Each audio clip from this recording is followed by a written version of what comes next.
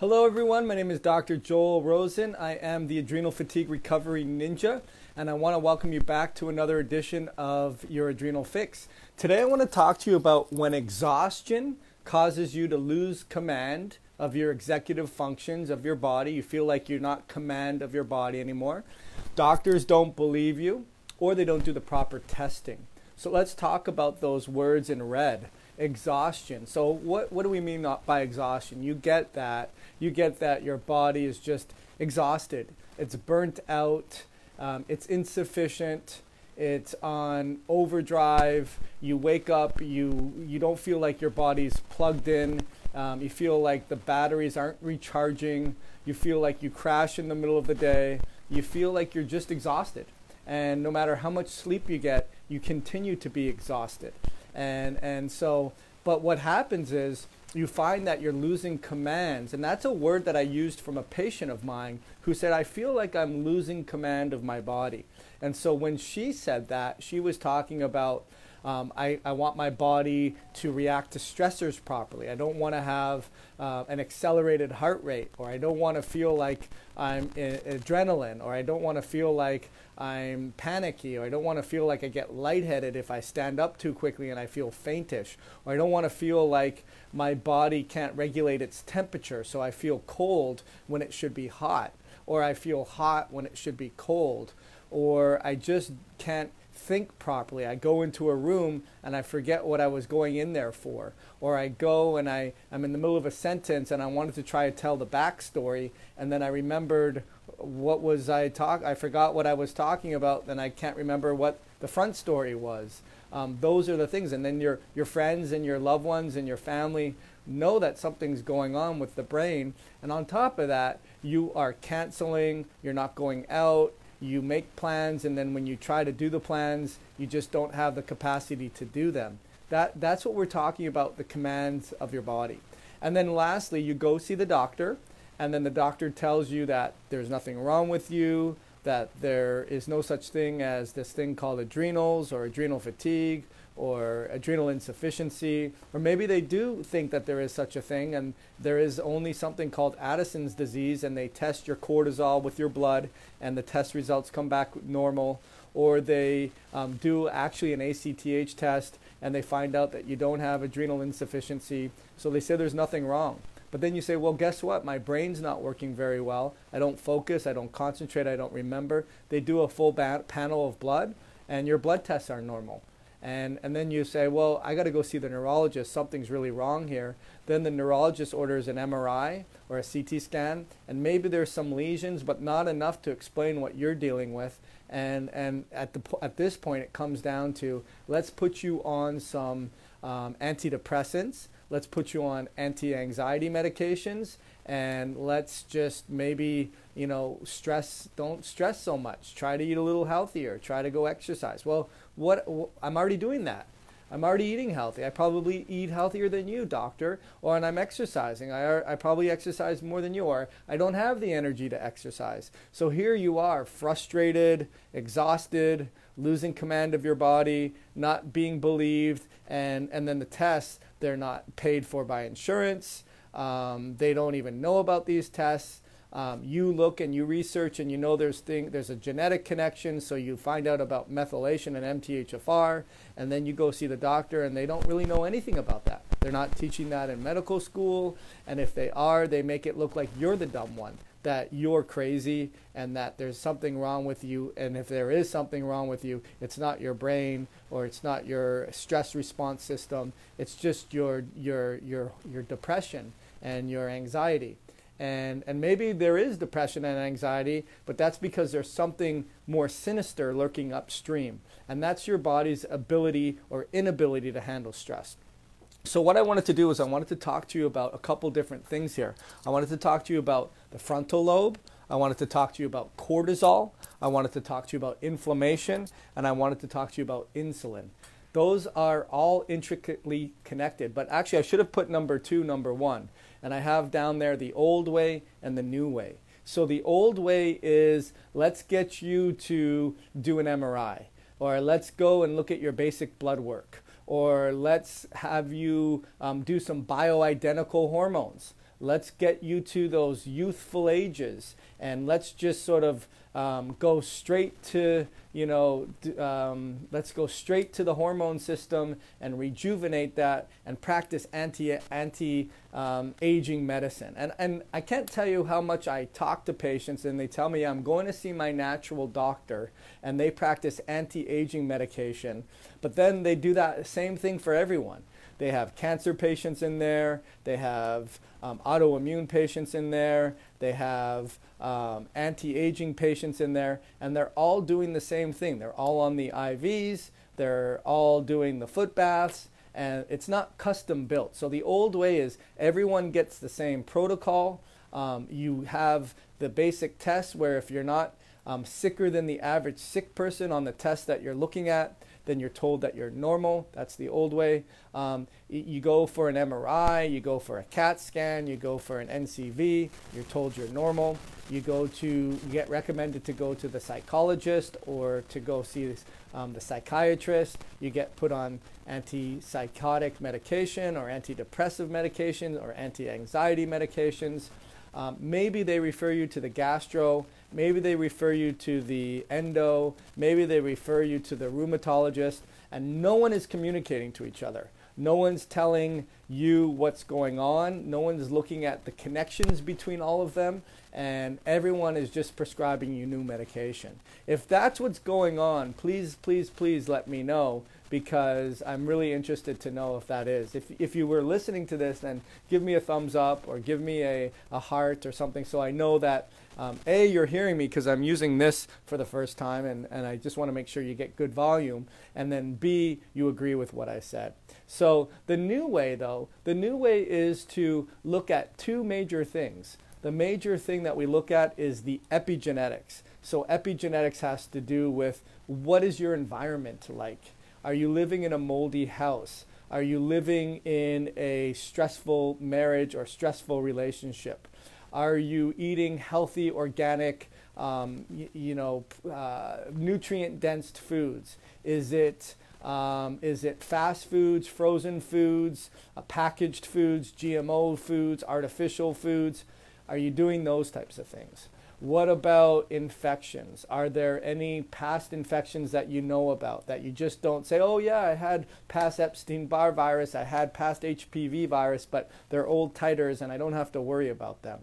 What about chemicals? Have you had pesticides and sprays and deodorizers and plasticizers and phthalates, EMFs? All of these things are going to impact your body, no matter if the doctor learned it or not. If the doctor didn't learn it, doesn't mean that it doesn't happen, right? It doesn't mean that. So those are epigenetic things. That's the new way. We want to take a scale and we want to assess your stress load. And when we talk about stress load, we're not just talking about, Mary and Tom and Peter. We're not talking about mom and dad and son and child and wife and nephew and niece. We're talking about exposures to chemicals. We're talking about moldy homes. We're talking about EMFs. We're talking about ruinous lifestyles. We're talking about medications, alcohol, sugar, gluten, dairy, corn. That's epigenetics. That's the new way of looking at things. The other thing that we look at is the genetics, the actual genetics. Going to MTHFR is only one enzyme. It's only one enzyme. In looking at the whole ancestry, looking at the 23andMe, and getting a whole clinical picture, and then working with a nerd like me that can go over all this stuff to explain to you, here's your blueprint. Here is your susceptibilities. And people ask me all the time, what will that tell me? It will tell you over 250 cellular processes in the body require these enzymes to work effectively, meaning requires us to be able to rebuild our DNA, to be able to repair our skin, our hair, our teeth, our nail, our bones, our gut flora, to be able to be able to make neurotransmitters. I mean, for adrenaline and for serotonin, for dopamine, for GABA, for excitatory and inhibitory mechanisms. Remember, we talked about we're losing command of our body. We have a lot of autonomic dysfunction. We have the inability to maintain homeostasis, which means if it's hot, you got to cool down. If it's cold, you have to warm up. If you need an increased pulse rate, you need to have a stronger and quicker heart. If you need to slow down, you need to be adaptable. And if your excitatory neurotransmitters that are dependent on a blueprint of biochemistry of your enzymes to work properly, to be able to synthesize and manufacture the raw ingredients and to clear out the raw ingredients, and you don't have the ability to do that, then the genetics are going to tell you how you do on a report card and where some of the weak links may lie, given when you combine the epigenetics. So let me repeat that one more time. The old way is a very reductionistic model. You have this, take that. You have that, take this. If it's low, take something, make it higher. If it's high, give something to give it lower. And by the way, that can happen with nutritional supplements as well.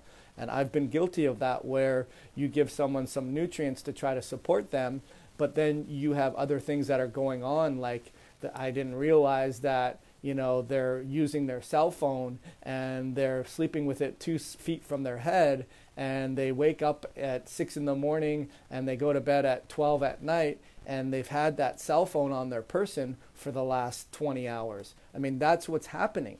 And that's not going to get out supplemented by something that's going to make your gut flora better. I mean, it's just not going to happen. So you have to put all the puzzle pieces together. But the old way of looking at it is take this for that, take that for this, take this test, and if it's high, then it's wrong. If it's low, then it's wrong. But if it's within the healthy ranges, which are not the healthy ranges, they're the lab ranges, and normal doesn't necessarily mean healthy. There's a big difference between, hey, my lab tests are normal. That doesn't mean you're healthy. That doesn't mean you're thriving. That doesn't mean you're enjoying your life. That doesn't mean you're in command of your body systems. It doesn't. It just means you're not sicker than that average sick person that you have to be compared to on those lab tests.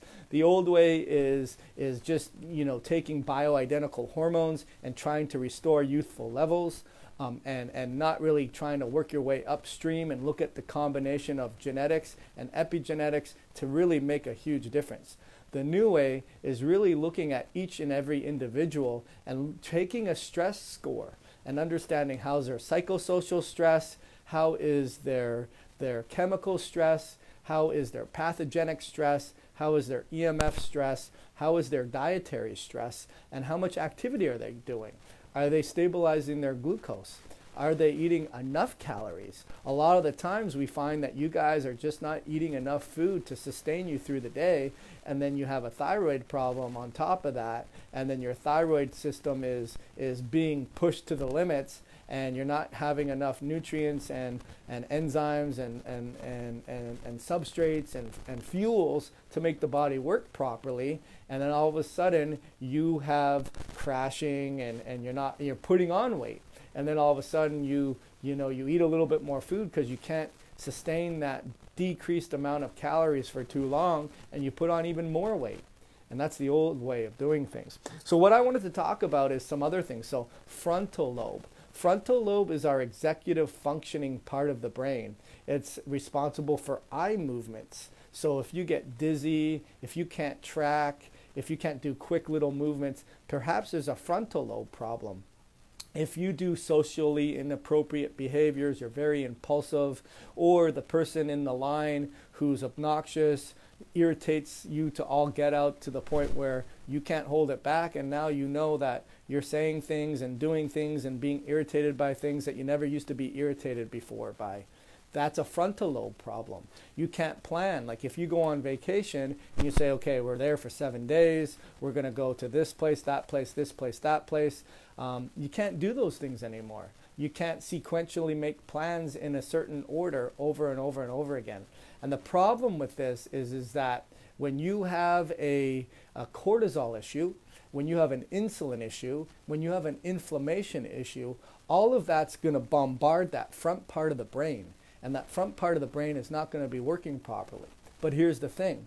You go for an MRI, and the MRI needs to have a lot of changes for it to be sensitive enough to pick up these changes. And unless there's enough changes going on to see it from the macroscopic level of MRI enhancement, you're going to be told you're normal.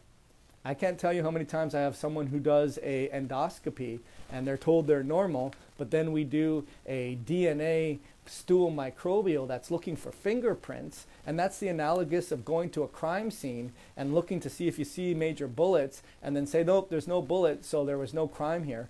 But then you look and you see there's this new thing called DNA, and the DNA are putting people away for life because there's 99.999% chance that only that person who has that DNA fingerprint was there. And that's the same thing with your GI tract. So that's really, really important. The other thing that we look at is in terms of insulin.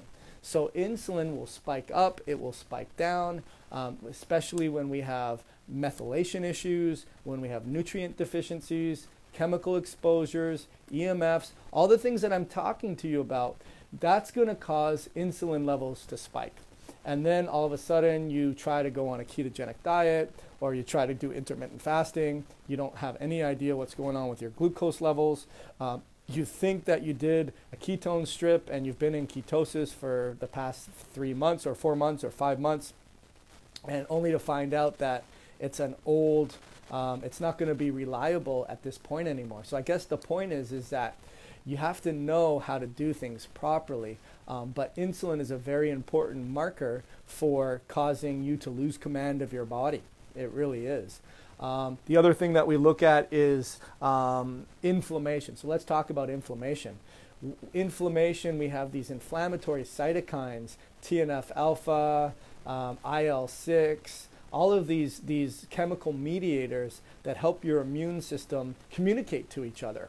And when there is a lot of oxidized cells that aren't allowing for communication to hit the speaker, so to speak, and the receptor, so that you have the two-way dialogue going on, then no one knows what other people are doing, and all of a sudden you have all of these oxidative membranes and oxidative cells that are causing you to lose command of your body. It's really that simple and that complex. So that's what I wanted to talk to you guys about today. And there's a new way of doing things, and there's an old way of doing things.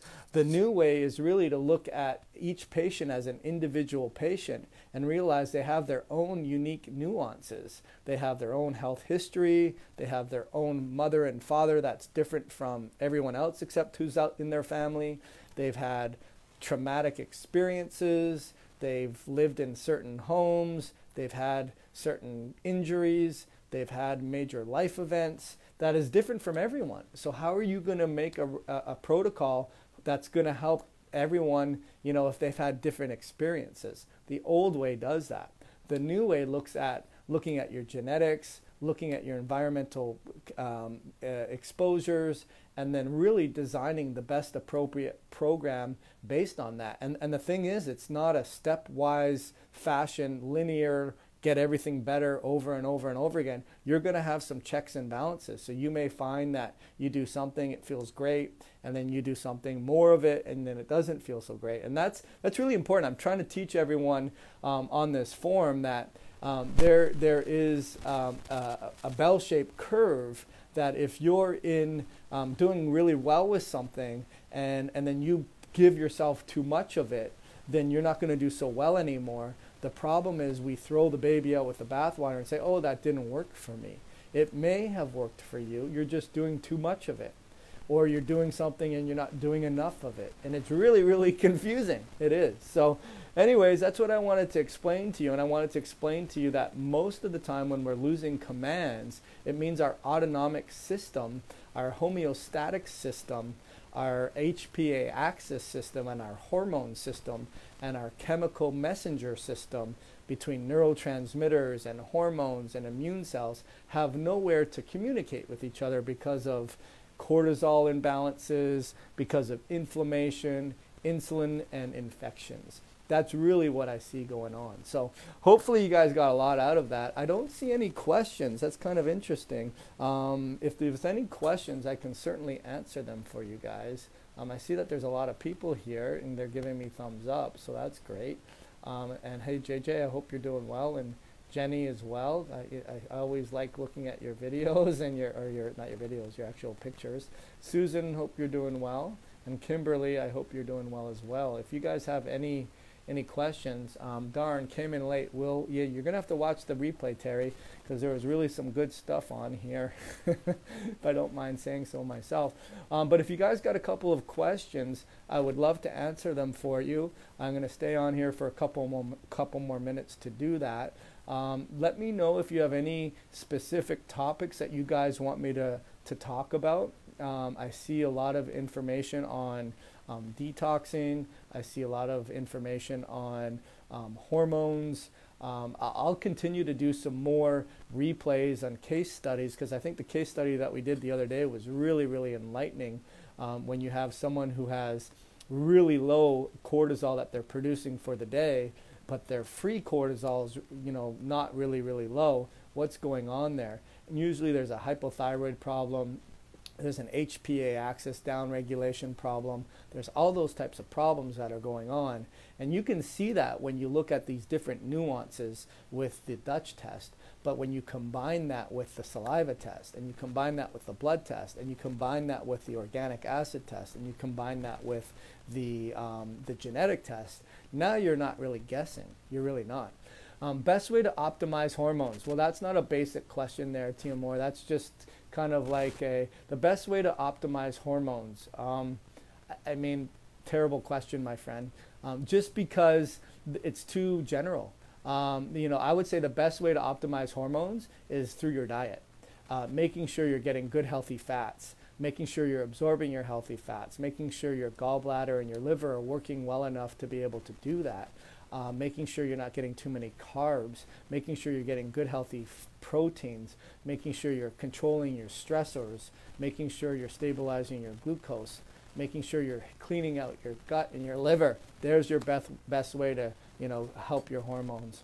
The best way to support the liver, I'd probably say the best way to support the liver was the same thing that I just finished saying, Claudia, but I would say that getting a really good solid B vitamin, and I really think that unfortunately the B vitamins that are on the market that I've been writing about a lot lately have a lot of excipients, and if you do the research on B vitamins, you'll see that they're actually coal tar derivatives. So they get it from coal tar, and I mean how helpful is that going to be for your body? So leafy greens, you're going to get a lot of Bs, but the problem is when you're going grain-free or gluten-free, and you're removing those grains from your diet, you're also throwing out a lot of those Bs. So I'd say the best way to support the liver is really get a good B. And the one that we recommend is the Max BND by Premier Research Labs. We got another question here, Lori. My husband has had terrible colonoscopies and scopes, and everything is always normal. What was the stool sample you mentioned? So we mentioned something called the GI map test. And that's by a lab called Diagnostic Solutions, and they look at the DNA of the stool sample. And I've had so many people, like I mentioned, have those colonoscopies and so forth, and they've done doctor's data, and they've come back with so many different falsely negative testing. Actually, there was an interesting study. I wish I could quote who it was done, but I think it was done by I want to say the University of San Diego, and what they did was they did a study on dogs, and unfortunately pet lovers are not going to like to hear this, but they were homeless dogs and they were in the shelter, and what they would do was they would look at their stool samples and they would find none of them had any parasites. And then unfortunately they would sacrifice the dogs, and don't shoot the messenger, and they would find out that 35% of them had Giardia. And what they basically learned was, before the DNA samples, was they learned that the dogs, that the stool samples are useless. Now when you do when you do a colonoscopy, you're going to be looking for polyps, you're going to be looking for lesions, you're going to be looking for, celiac and punched out, destructive, worn out stuff. But if that's clean, that doesn't necessarily mean you don't have a parasite, or you don't have a H. pylori, or you don't have Shigella or Salmonella or Pseudomonas or opportunistic bacteria or low elastase or not enough secretory IgA. And you can see a lot of that on that GI map test. So that's a really great question. I see a couple of my friends on here today too. So Michael, I hope you're doing well. We still need to talk. And John, I can see you're there too. So I hope you are doing well. B vitamins, gluten, dairy, soy, corn, eggs free. So yeah, everything is hard. Thanks. Yeah, so the one that I love is the Max BND. It's fermented in its own culture of a natural fermentable. I think they do it in a molasses, believe it or not, but it's not high in sugar, and then it's very easily assimilated into the body, and you just use it in small little dosage and start to titrate up. I'll make sure I put a link to that in this replay. But anyways, that's all I got for you guys. So the only other thing that I would say is this, is if you're suffering with exhaustion, you're losing command of your bodily functions. You have, and when I say that, I don't mean you're losing it in your pants per se. What I'm saying is that your autonomic system isn't maintaining homeostasis, so you can't cool down, you can't heat up, you get shaky, lightheaded, and jittery. You have panic and anxiety. You stand up, you get lightheaded. You have palpitations and anxiety. You crash in the middle of the day. When someone tells you there's been a stressor, or when you find out a stressor, it almost crashes you or overwhelms you and ruins you, or you try to do a little bit of activity and then you're ruined for the next 3 or 4 days. That's what I mean. If you're losing commands of your body and the doctors don't believe you and they're not running the proper tests, then why don't you get on the call with me? We do this for no charge. We do up to 45 minutes and we troubleshoot. Hey, what's working with you? What have you tried? What have you done that's working? What's not working with you? What have you done and why is it not working? But most importantly, I want to know, where is it that you want to go? And I find a lot of people don't know that. They just say, well, I don't want to have lost command of my body anymore. I don't want to be exhausted anymore. I say, okay, but once you have that, what would you want? And they don't know. And I say, well, think about it. Let's say it's you have this investment in your body, and you make this investment in terms of doing these protocols and energy and foods and nutrients and everything we talk about, and it's paying back your investment. So you're just, but now all of a sudden it's paying back this whole other spin-off of investment that you have all this excess energy flow and surplus that you can invest. What would that be? Would you go travel? Would you go out more socially? Would you hold more social events at your place? Would you go and see the grandkids? Would you go see your parents? Would you go back to school? Would you start a new business? Would you work more hours? What would you do if you could? Would you enjoy life? Would you go do some activities? Would you go to the shows? Would you go for dinners? What would you do? That's what I want to know. And then when we discuss that stuff, and then I hear what's not working, I'll tell you, hey, here's the step-by-step plan that I think you need to do. If I feel I can help you. If I don't feel I can help you, I'll tell you that too. But here's the deal. It's got to be for people that are super committed, people that realize that it's way more costly to sit on the sidelines and watch your life pass you by than it is to invest the time, energy, and money to get your life back. Meaning, I'm not that bad. It's going to get better. I don't think it's a big deal. I'm just sort of finding out what there is. I don't really want to talk to you guys. You're not there yet. I want to talk to the people that are really, really at a point in their life where they realize that this has got to end. I've got to get my life back. They also realize they're going to be super coachable. They're not going to just show up and do this but not do that. I can't tell you how many times that people that I work with that we do glucometer testing, keto testing, and they're like, I have to prick my finger? I'm like, yeah, I'm not going to prick my finger. Well, you're losing your hair, you're 75 pounds overweight, and you can't leave your house because you feel like if you're not within 5 feet of a toilet, you're going to lose it in your pants. In this case, you really are.